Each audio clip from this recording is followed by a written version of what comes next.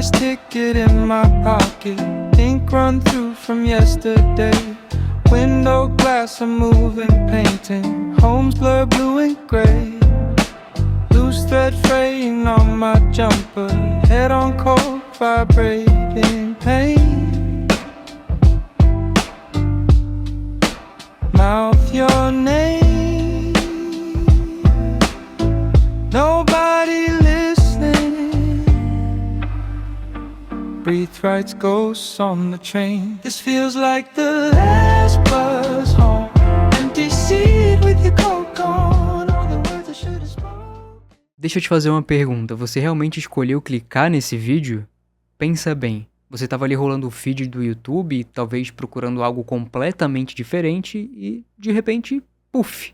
O título apareceu, a cor da thumbnail, a fonte que eu usei, talvez a forma como a pergunta está estruturada. Tudo isso foi desenhado para criar um pequeno curto-circuito no seu cérebro para te fazer sentir que você precisava saber a resposta. E você clicou, você está aqui. Você acha que foi uma decisão sua, mas e se eu te dissesse que essa escolha foi arquitetada? Como designer, eu vivo no campo de batalha da mente humana e eu sei que a gente gosta de se ver como seres racionais que ponderam, que analisam prós e contras, mas a verdade é que a maior parte das nossas vidas é vivida no piloto automático, reagindo a gatilhos que foram criados por nós, designers, marqueteiros, engenheiros de produto. O nosso trabalho não é fazer as coisas parecerem bonitas, é moldar comportamento. E o tema de hoje é um dos mais importantes que a gente já abordou aqui nesse canal. Até que ponto as nossas escolhas são realmente nossas?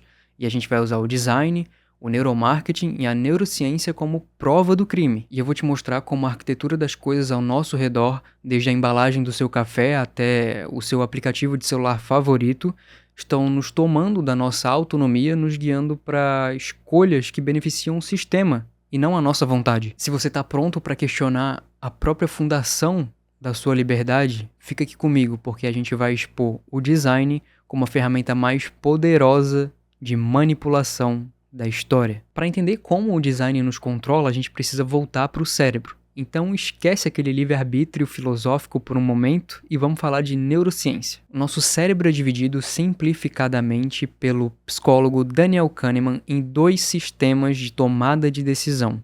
O sistema 2, que é mais lento, racional, é aquele que calcula os impostos, o que planeja o futuro, mas quem está 99% do tempo no controle é o sistema 1. Mais rápido, emocional, instintivo, que decide as coisas em milissegundos. É o sistema 1 que nos mantém vivo, mas também é o sistema 1 que é muito mais subornável. E adivinha? O design é o suborno do sistema 1. Ele fala diretamente com ele, usando a linguagem dele, emoção e atalho. Pensa no neuromarketing, ele não está interessado no que você quer. Ele está interessado no que o seu cérebro faz quando vê um produto. O uso de cores quentes em botões de comprar agora, por exemplo, não é estética, é um comando. Cores como um vermelho e um laranja ativam áreas de urgência e excitação no cérebro, ignorando ali completamente o teu planejamento financeiro. E o design ele vai criar essa urgência biológica em que a sua razão só vai tentar justificar depois. E a prova mais assustadora disso é o experimento de Libet. A neurociência mostra que a atividade cerebral que inicia uma ação acontece antes da nossa consciência registrar uma vontade de agir. E o design ali com seus gatilhos visuais e emocionais está apenas fornecendo o estímulo perfeito para que o seu cérebro inicie aquela ação. Quando você clica em adicionar o carrinho ali na Amazon, por exemplo, o seu cérebro ele já tinha decidido aquilo ali momentos antes, mas a sua mente chegou apenas atrasada para assinar aquela decisão. Então a primeira grande revelação é essa: as nossas decisões de consumo e interação não são atos de vontade, mas sim respostas biológicas a estímulos visuais e sensoriais que foram desenhados para serem irresistíveis. O design é apenas a interface que está entre a nossa biologia e o desejo do mercado. Ele não te dá uma escolha, ele te dá uma reação. Agora vamos colocar o chapeuzinho de designer e ver como tudo isso funciona na prática. A gente chama isso de arquitetura da escolha. O design não te proíbe de fazer nada, mas ele torna algumas escolhas ridiculamente mais fáceis e outras ridiculamente difíceis. E é nessa diferença de atrito em que a nossa autonomia se perde. Pensa no viés da ancoragem aplicado ao design de produtos. Você está comprando um celular, por exemplo. O modelo mais caro, o topo de linha, o que tem todas as frescuras, ele é a âncora. Ele é desenhado para ser o ponto de referência. O modelo que você acaba comprando, o intermediário, ele parece ser uma escolha mais racional, mais econômica, mas só parece assim porque o design do modelo mais caro subiu o patamar da sua comparação. O design de produtos, ele não te deu uma escolha livre, ele te deu uma escolha guiada. E o que dizer do neurodesign de interfaces? O design de um aplicativo de rede social, por exemplo, é um estudo de caso em como manter a atenção sequestrada. O scroll infinito ali do Reels, do TikTok, dos Shorts, não é um erro de design, é uma estratégia brilhante. Ele elimina o ponto de parada, o ponto ali de reflexão que o seu sistema 2 precisaria para dizer chega. O design está sempre explorando o nosso medo biológico de perder informação, o viés da perda, e a nossa busca incessante por novidade, a dopamina. A sua decisão de continuar rolando não é uma escolha, é uma reação viciante a um loop de feedback que foi desenhado ali para ser inquebrável. A gente, como designer, é o arquiteto desse labirinto. A gente usa prova social, que seriam contadores de likes, depoimentos, para ativar o nosso instinto de manada. A gente usa escassez, contadores regressivos, últimas unidades, para ativar o nosso medo de ficar de fora. Cada elemento visual, cada microinteração é um empurrão que nos afasta da nossa vontade racional e nos aproxima da vontade do sistema. A nossa decisão de compra, a nossa decisão de permanência, a nossa decisão de engajamento é apenas um resultado final de uma série de empurrões bem colocados em ordem. E aí a gente chega em um ponto que eu acho que é o mais crítico desse assunto, que é os dark patterns, ou padrões obscuros, padrões enganosos, pode chamar da forma que você quiser. Se a arquitetura da escolha que a gente acabou de ver é o design que te guia para alguma coisa, um dark pattern é o design que vai te enganar.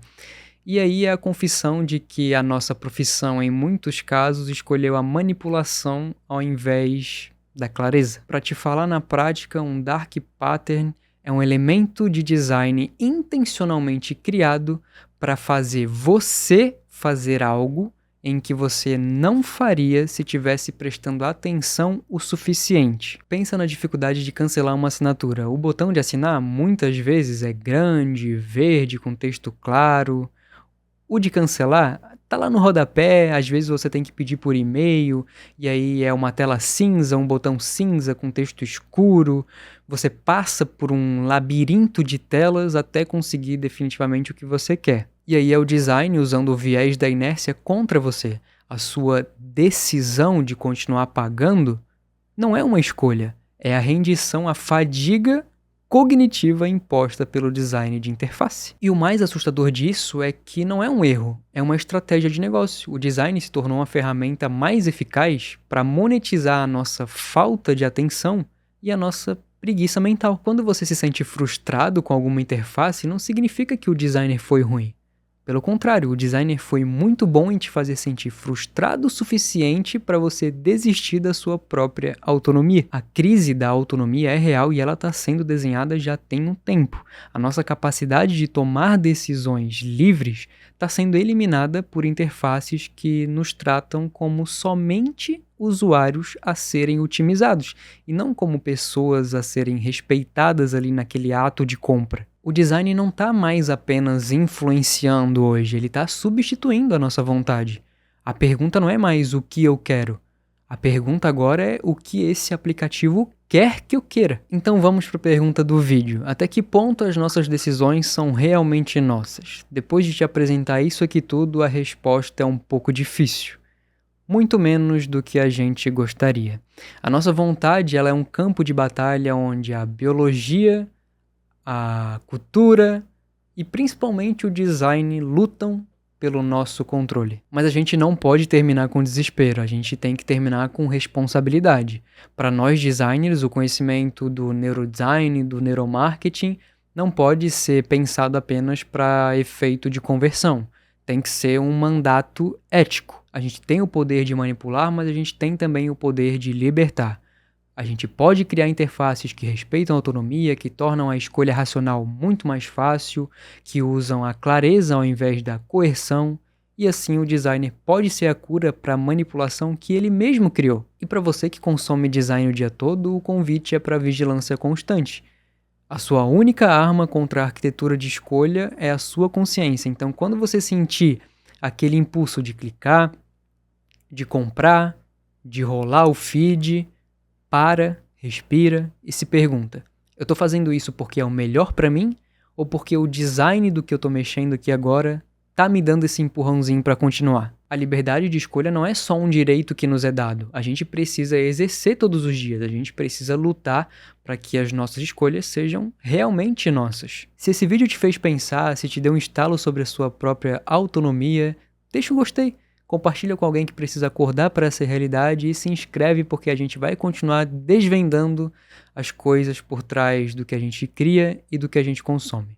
Muito obrigado por ter ficado até o final do vídeo. Questiona tudo, inclusive o design. Te vejo no próximo vídeo.